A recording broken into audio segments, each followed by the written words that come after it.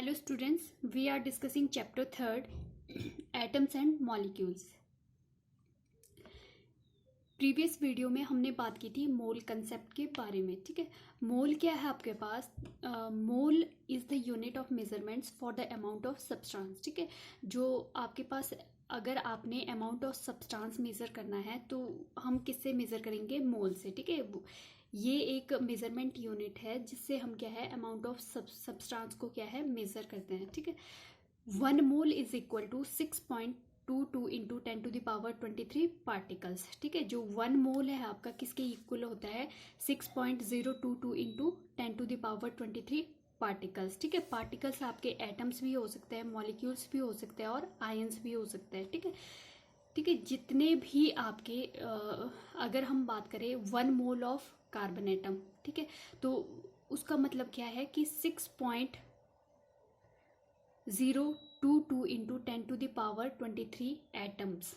ठीक है, तो 1 मोल आपका इक्वल टू है 6.022 इंटू 10⁻23 पार्टिकल्स और वी कैन से आइटम्स. ठीक है, और इस वैल्यू को क्या बोलते हैं हम? Avogadro's number N naught. ठीक है, तो जो मोल है वो डिनोट करता है आपका एवोगैड्रोस नंबर. ठीक है, फॉर एग्जांपल हमने प्रीवियस वीडियो में बात की थी, आपके पास 1 डज़न की बात करते हैं हम. ठीक है, 1 डज़न में कितने हैं आपके? 12 आइटम्स होते हैं. ठीक है, तो सिमिलरली अगर 2 डज़न की बात करें तो वहाँ पे क्या हो जाएगा? 2 इंटू 12. ठीक है, मीन्स वहाँ पे 24 आइटम्स होगी आपकी. ठीक है, सिमिलरली आपके मोल में है, अगर 1 मोल की बात करें तो आपके पास इतने पार्टिकल प्रेजेंट है. ठीक है, अगर हम 2 मोल की बात करें तो यहाँ पे 2 इंटू 6.022 इंटू 10⁻23 पार्टिकल्स. ठीक है, अब ये वैल्यू आपके पास कैसे आई? ठीक है, सबसे पहले क्या है, जो ग्राम हमने एग्जांपल लिया कार्बन का. ठीक है, तो जो ग्राम एटॉमिक मास है कार्बन का वो क्या है? 12 ग्राम है. ठीक है, तो जो मास है 1 एटम का, ठीक है, वो क्या है उसको हम कैलकुलेट कर सकते हैं. वो अप्रॉक्सीमेट आपका 1.9 इंटू 10⁻, वी कैन से 1.9 इंटू 10⁻23 ग्राम. ठीक है, जो एक कार्बन एटम के मास होता है वो हम कैलकुलेट कर सकते हैं 1.9 इंटू 10⁻23. ठीक है, तो नंबर ऑफ कार्बन एटम्स अगर हम बात करें, नंबर ऑफ कार्बन एटम्स अगर आपने निकालने हैं तो gram atomic mass of carbon upon mass of 1 carbon atom. तो अगर हमने इसको डिवाइड किया तो आपके पास क्या वैल्यू आई? 6.022 इंटू 10⁻23. ठीक है, सिमिलरली क्या है ऑक्सीजन मॉलिक्यूल्स, ये O2 के जो आपका ऑक्सीजन है वो किस फॉर्म में होता है? O2 के. ठीक है, तो यहाँ पे जो ग्राम मॉलिक्यूलर मास है, ठीक है, वो क्या है आपका 32. ठीक है, तो यहाँ पे जो 1 मॉलिक्यूल्स का जो मास है वो आपके पास आया 5.3 इंटू 10⁻⁻23 ग्राम. ठीक है, अगर हम number of oxygen molecules find out किए तो ये वैल्यू भी आपके पास क्या आई? कांस्टेंट, मतलब 6.022 इंटू 10⁻23.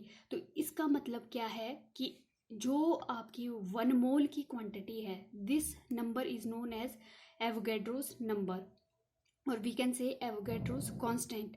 ठीक है, इसको हम एन नॉट एन ए से डिनोट भी करते हैं. ठीक है, तो जो आपके पास एवोगैड्रोस नंबर है वो क्या डिनोट करता है? It may be noted that Avogadro's number of the particle any substance is expressed in term of mole. ठीक है, जितने भी आप कि ये एवोगैड्रोस नंबर है इनको हम एक्सप्रेस कर सकते हैं in term of mole. Means 1 mole denotes the Avogadro's number. Means आपका जो 1 मोल है वो आपके किसके इक्वल है?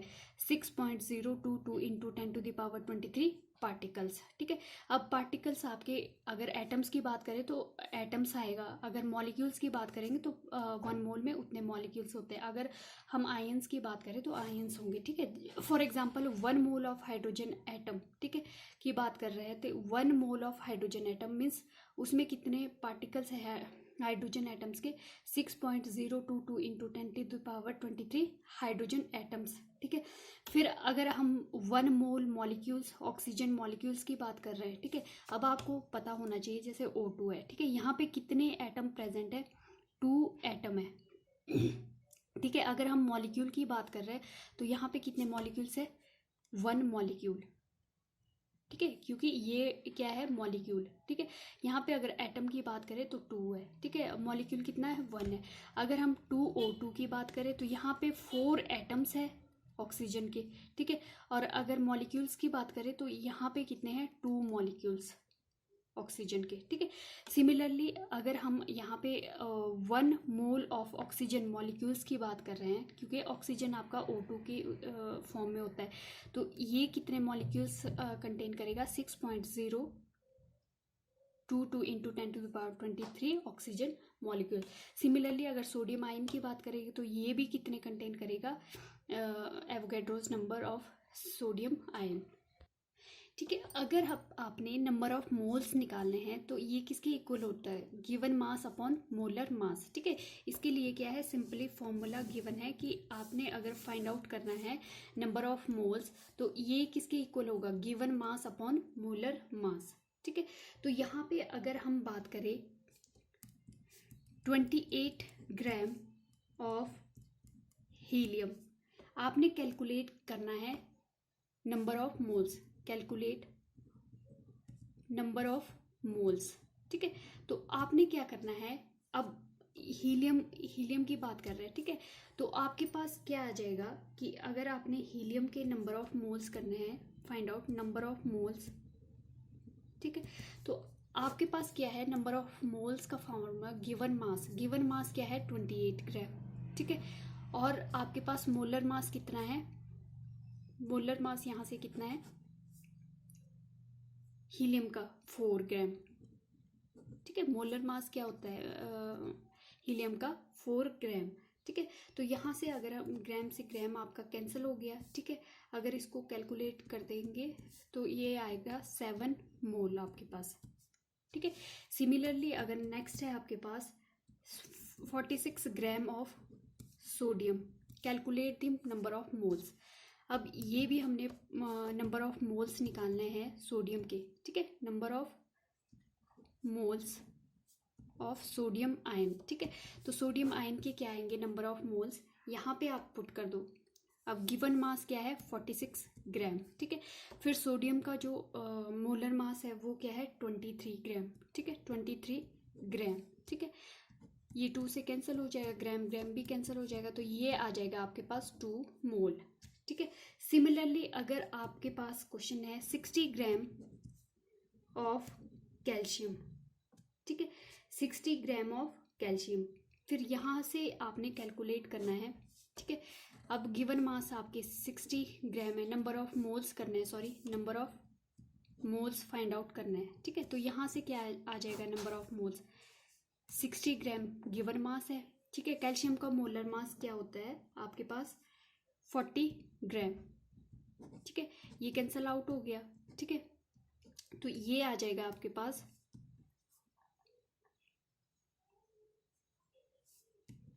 3/2 मीन्स 1.5 मोल। ठीक है, तो इस टाइप से हम क्या है, नंबर ऑफ मोल्स क्या है फाइंड आउट करेंगे। ठीक है, तो ये क्या है आपके पास पर्टिकुलर फॉर्मूला है। ठीक है, नहीं तो आप क्या है, जैसे फॉर एग्जांपल आपके पास हीलियम है। ठीक है, तो अगर आपने फाइंड करने हैं नंबर ऑफ मोल्स, ठीक है, तो यहाँ से आप डायरेक्ट भी कैलकुलेट कर सकते हैं।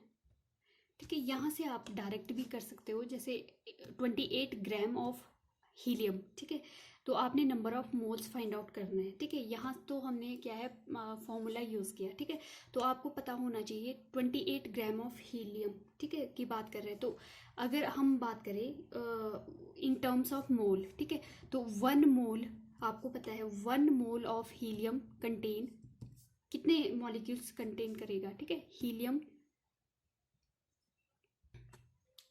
Contain atoms 6.022 into 10⁻23 atoms.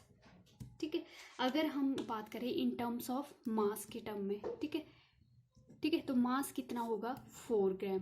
ठीक है, मीन्स आपके 4 ग्राम हीलियम कंटेन 6.022 इंटू 10⁻23 एटम्स। ठीक है, और ये किसके इक्वल है, 1 मोल के इक्वल। ठीक है। तो यहाँ से अगर ये क्या है 1 मोल के इक्वल है, ठीक है। अब यहाँ से हम इसको क्या मतलब 42 ग्राम आपके 1 मोल कंटेन करता है, ठीक है। अगर 1 की बात करें, ठीक है, 1 ग्राम ऑफ हीलियम कंटेन्स, ठीक है, 1 ग्राम की बात करें तो 1/4 आ जाएगा, ठीक है, मोल। तो यहाँ से अगर हम 28 ग्राम की बात करें ऑफ हीलियम कंटेन, तो ये क्या आ जाएगा 1/4 इंटू 28, ठीक है। तो यहाँ से ये कैंसिल आउट हो जाएगा, तो ये आ जाएगा आपके पास 7 मोल, ठीक है। आप इस टाइप से भी इसको यूज़ कर सकते हैं या फिर डायरेक्ट फॉर्मूला भी यहाँ पे यूज़ कर सकते हैं, ठीक है। तो आपके पास आंसर तो सेम आएगा, ठीक है। अगर आपको इस टाइप से पता है कि 1 मोल हीलियम में आपके इतने पार्टिकल्स कंटेन होते हैं, ठीक है, आपने हमेशा याद रखना है 1 मोल में हमेशा चाहे एटम्स हो, पार्टिकल्स हो, आयंस हो, उसमें एवोगैड्रोस नंबर एटम्स प्रेजेंट होंगे, मीन्स 6.022 इंटू 10⁻23 एटम्स प्रेजेंट होंगे, ठीक है। अब मास की बात करें तो 1 मोल में कितना मास है, अगर इसको मास से रिलेट करें तो जो इसका मास होगा, एटॉमिक मास या जो मॉलिक्यूल्स के फॉर्म में होता है मॉलिक्यूलर मास, ठीक है, तो उसको रिलेट करना है, ठीक है। तो मतलब 4 ग्राम हीलियम में कितने होंगे आपके 6.2 इंटू 10⁻23, और ये किसकी इक्वल होता है आपका 1 मोल की इक्वल, ठीक है। तो 1 ग्राम कितना करेगा 1/4 मोल, ठीक है। अगर 28 ग्राम की बात करें तो ये 1/4 इंटू 28, ये 7 आ जाएगा, या आप direct formula number of moles यहाँ से भी फाइंड आउट कर सकते हैं, जो गिवन मास दिया है आपके और मोलर मास से आपने उसको डिवाइड कर देना है, ठीक है। तो इस टाइप से हम क्या है number of moles find out कर सकते हैं, ठीक है। नेक्स्ट है सिग्निफिकेंस ऑफ द मोल, ठीक है। आपके पास जो मोल है वो क्या क्या इंफॉर्मेशन आपको कन्वे करता है, ठीक है। फर्स्ट ऑफ ऑल कि ये क्या है इन टर्म्स ऑफ पार्टिकल, मतलब सब्सटेंस में कितने पार्टिकल प्रेजेंट है, ठीक है, ये इंफॉर्मेशन भी हमको बताता है, ठीक है। फिर मास भी क्या है इससे रिलेटेड है, ठीक है। तो कि आपका जो मोलर मास है वो किस टाइप से रिलेट करता है, ठीक है, मास ऑफ द सब्सटेंस, ठीक है, उस टर्म में भी हम इसको फाइंड आउट कर सकते हैं। फिर in terms of volume of the gas, ठीक है, जो वॉल्यूम ऑफ गैस के टर्म में भी हम इसको कैलकुलेट कर सकते हैं, ठीक है। अगर आपने नंबर ऑफ मोल्स जो फाइंड आउट करना है तो हम क्या है या तो ये फॉर्मूला यूज करेंगे given mass upon molar mass, या फिर आपके गिवन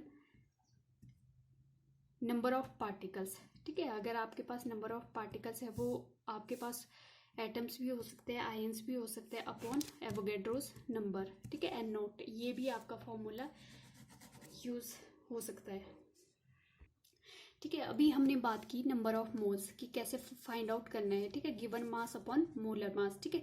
नेक्स्ट लेक्चर में हम बात करेंगे कि आपने अगर मास फाइंड आउट करना है तो गिवन है आपके पास नंबर ऑफ मोल्स, ठीक है, किसी भी मॉलिक्यूल्स या एटम्स के, तो आप मास कैसे फाइंड आउट करेंगे, ठीक है, उस पे बेस्ड हम न्यूमेरिकल नेक्स्ट वीडियो में करेंगे।